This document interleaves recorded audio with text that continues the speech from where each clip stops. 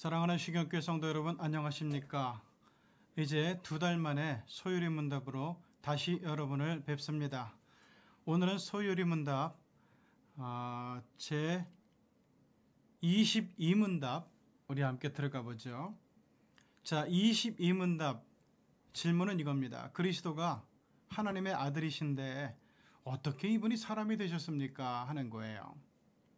자, 여기에 대한 요리문답에서의 답은 하나님의 아들이신 그리스도는 참 육신과 영혼을 취하심으로 사람이 되셨습니다. 그는 성령의 능력에 의해 동정녀 마리아의 몸에 잉태되어 그에게서 나셨으나 죄는 없으십니다. 이게 바로 하나님의 아들로서 사람이 되신 예수님의 정체성에 대한 정답입니다. 히브리서 2장 14절은 이런 말씀을 해요. 자녀들은 혈과 육에 속하였음에 그도 또한, 그러니까 예수님도 또한 같은 모양으로 혈과 육을 함께 지니심은 죽음을 통하여 죽음의 세력을 잡은 자 곧 마귀를 멸하시기 위함이라 라고 성경은 얘기하고 있습니다. 이거 굉장히 중요한 부분이에요. 왜 예수님께서 하나님의 아들이신데, 본체가 하나님이신데 왜 사람의 모양으로 오셨습니까? 하는 건데, 이것은 신은 죽을 수가 없잖아요. 사람이 죽을 수 있어요. 그래서 예수님은 우리 육신의 몸으로 죽음을 통해서 죽음의 세력, 죽음의 권세를 잡은 자 사탄을, 마귀를 꺾기 위해서, 멸망시키기 위해서, 패배시키기 위해서 그러셨다는 거예요. 그 다음에 마태복음 26장 38절, 이에 말씀하시되 내 마음이 매우 고민하여 죽게 되었으니 너희는 여기 머물러 나와 함께 깨어 있으라 하시고, 이것은 예수님께서 그 사람의 모습을 보이시는 거죠. 내 마음이 매우 고민하여 죽게 되었다. 그 다음엔 예수님의 신적 모습을 얘기하는 거예요. 말씀이 육신이 되어 우리 가운데 거하심에 우리가 그의 영광을 보니 아버지의 독생자의 영광이요 은혜와 진리가 충만하더라. 그 예수님의 모습 속에는 육적인 모습, 그리고 영적인 모습, 인간적인 모습, 신적인 모습이 완벽하게 다 공존하고 있었다는 그런 얘기입니다. 자, 이제 한번 이것을 풀어보죠. 그리스도는 하나님의 아들이시다. 자, 그리스도가 하나님의 아들이심을 먼저 복음서가 증거를 해요. 마가복음 1장은 하나님의 아들 예수 그리스도의 복음의 시작이라고 하면서 복음서가 그리스도 예수가 하나님의 아들이심을 증거하고, 두 번째, 그리스도가 하나님의 아들이심을 하나님께서 증거하세요. 자, 마태복음 3장 17절, 하늘로부터 소리가 있어 말씀하시되 하나님의 음성이죠. 이는 내 사랑하는 아들이요 내 기뻐하는 자라 하시니라. 하나님께서 그리스도이심을 증거하셨어요. 그 다음에는 귀신이 그리스도가 하나님의 아들이심을 알아요. 증거해요. 마가복음 5장 7절, 큰 소리로 부르짖어 이르되 지극히 높으신 하나님의 아들 예수여 나와 당신이 무슨 상관이 있나이까. 마귀가 귀신이 알아봤다는 얘기고, 그 다음에 그리스도를 못 박던 사형 집행인들이, 로마 군병들이 증거했어요. 마가복음 15장, 예수를 향하여 섰던 백부장이 그렇게 숨지심을 보고 이르되 이 사람은 진실로 하나님의 아들이었도다 하더라. 그러니까 그리스도가 하나님의 아들이심을 증거했던 것은 복음서, 하나님, 귀신, 그리고 그리스도를 못 박던 로마 군사들이었다는 거죠. 자, 두 번째 태제는 그리스도는 참 육신을 가지셨다는 거예요. 이것은 굉장히 중요한데, 옛날에 이단들은요, 영지주의 이단들은 예수님께서는 그리스도께서는 영만 있지 육신이 없었단 얘기예요. 그 천박한 육신, 망할 육신, 멸망할 육신, 썩어 없어질 육신, 고귀하신 예수님께서 어떻게 그런 육신을 가질 수 있겠냐는 얘기예요.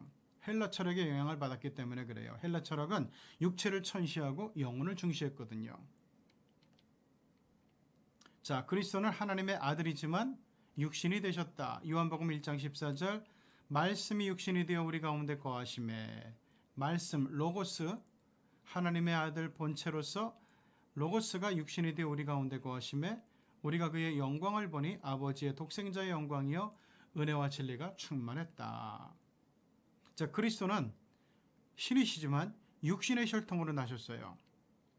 자, 이것이 여러분 로마서 1장 3절을 보면 나오죠. 그의 아들에 관하여 말하면 육신으로는 다윗의 혈통에서 나신 분이다 라는 거예요.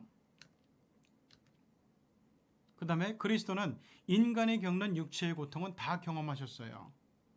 줄이시고, 그러니까 배고파서 배를 줄이시고, 피곤하면 피곤해하시고, 슬프면 눈물 흘리시고, 억장같이 무너지는 일을 만날 때, 두려운 일을 만날 때 고민하고 슬퍼하셨어요. 그러니까 육체의 모든 모습, 육체의 고통, 육체의 경험, 체험 똑같이 가지셨다는 얘기죠. 그리스도가 우리를 구원하기 위해 지신 십자가도 사실은 육체적인 고통이었죠. 그래서 그 일을 앞두고 마태복음 26장에서 예수님은 겟세마네 동산에 올라 사랑하는 수제자에게 그리고 그 아주 사랑하던 믿고 맡기던 세 명의 제자에게 이렇게 부탁을 합니다. 내 마음이 고민하여 죽게 되었으니 너희는 여기 머물러 나와 함께 깨어 있으라. 자, 이렇게 그리스도는 인간의 고통을 가지신 분, 동시에 그리스도는 사람이 되신 하나님이셨어요. 그리스도는 참 사람이시다. 디모데전서 2장 5절 하나님은 한 분이시요 또 하나님과 사람 사이의 중보자도 한 분이시니 곧 사람이신 그리스도라. 그리스도는 하나님의 형상과 더불어 사람의 모양으로 오셨어요. 자, 빌립보서 2장 8절 사람의 모양으로 나타나사 자기를 낮추시고 죽기까지 복종하셨으니 곧 십자가에 죽으심이라.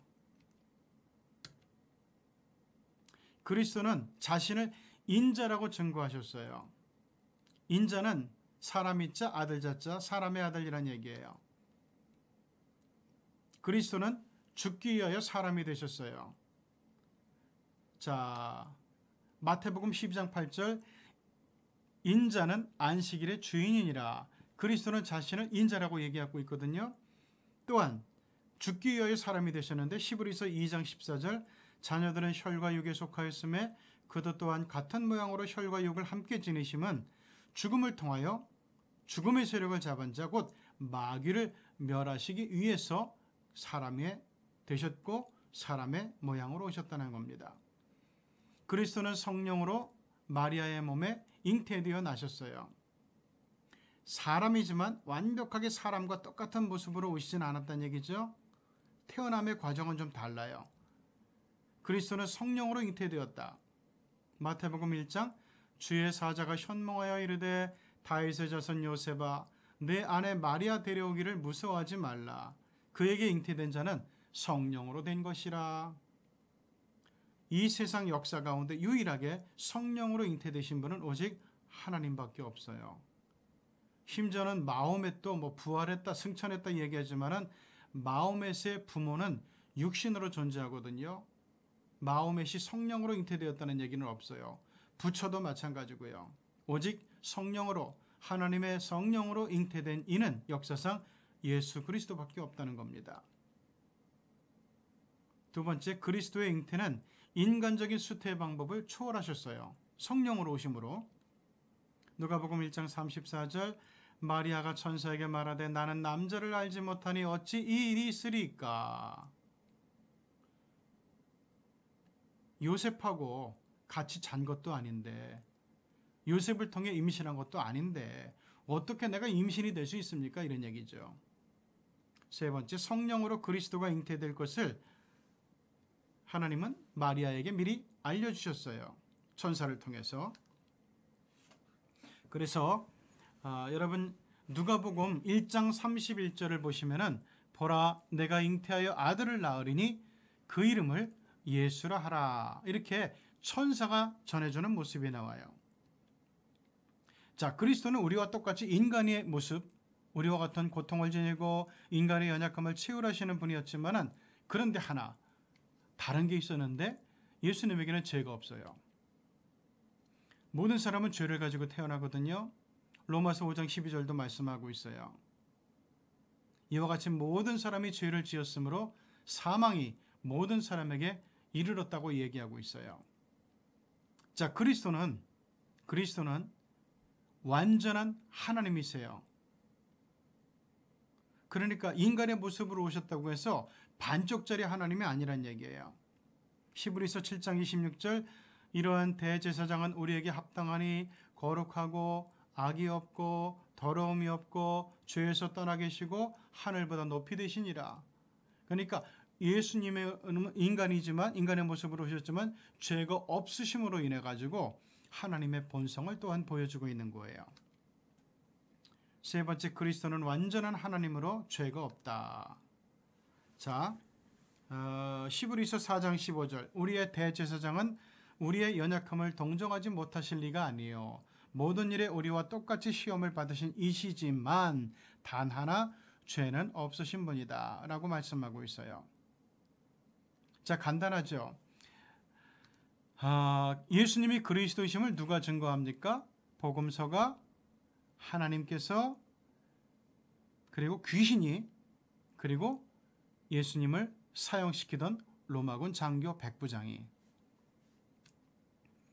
예수님이 굳이 인간으로 이 땅에 오신 이유는 뭡니까? 죽으시기 위해서. 그래서 죽음으로 죽음의 권세를 갖고 있던 사탄의 세력을 부시려고 그런 거죠. 예수님이 죄 없는 인간이어야만 했던 이유는 무엇입니까? 여러분, 감옥 안에 있는 죄수들이 서로를 용서하고 서로를 감옥에서 뺄 수가 없잖아요. 감옥에 갇힌 인간을 뺄 수 있는 사람은 죄가 없는 사람. 그래서 이 죄수를 뺄 수 있는 권세가 있는 사람이 할 수 있는 거예요. 예수님이 왜 죄가 없는 인간이어야만 했는가? 우리를 구원하시기 위해서는 예수님이 죄가 없으셔야 됐어요. 그리고 구약 시대의 제사의 제물을 보면은 흠 없는 어린 양, 흠 없는 송아지, 흠이 없어야 됐거든요. 그래야 사람의 죄를 지은 사람, 제물을 바치는 사람의 죄를 대신 속할 수가 있었어요. 마찬가지로 예수님도 우리를 위한 화목제물이 되고 희생제물이 되기 위해서는 죄가 없으셔야만 했어요. 흠이 없으셔야만 했어요. 자, 여러분, 이렇게 22강을 우리가 함께 공부를 했는데 계속해서 이제 2학기에 소유리 문답 공부는 그리고 아마 내년까지도 계속 진행이 될 것 같아요. 여러분 계속 같이 수고해 주시고 소유리 문답은 우리 그 성경대로 사는 하나님 말씀대로 사는 그리고 하나님의 기대를 채우는 삶이 어떤 삶인지 성도들의 삶은 어떠해야 되는지를 성도들은 뭘 알고 뭐를 깨닫고 어떤 법칙에 따라서 살아야 되는지를 아주 명확하게 자세하게 분명하게 알려주는 그 교리 공부예요. 그렇기 때문에 성도라면 소유리 문답 공부는 필수적으로 해야 되는 아주 중요한 공부가 됩니다. 그래서 이 공부를 우리 2학기 때도 저와 함께 열심히 빠짐없이 해나가는 우리 휴경의 식구들 그리고 우리 성도님들이 되시기를 바랍니다. 자, 오늘도 수고하셨습니다. 다음에는 23문답 예수님의 그리스도의 구속자로서의 직무에 대해서 함께 공부해 보겠습니다. 수고하셨습니다. 다음에 뵙겠습니다.